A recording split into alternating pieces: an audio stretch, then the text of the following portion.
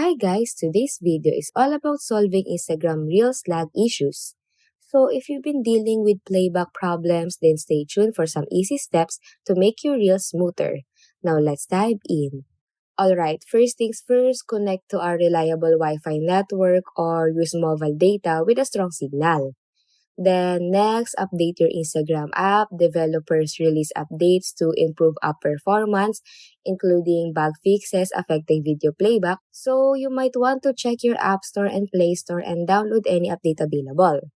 Then next, clear the cache for the Instagram app in your device setting to remove temporary files that may contribute to lag.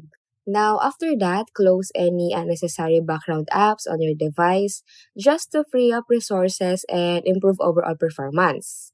And following that, check your device storage space, delete unused apps or files to ensure sufficient storage, which can impact app performance. Then later on, adjust your video quality settings in Instagram.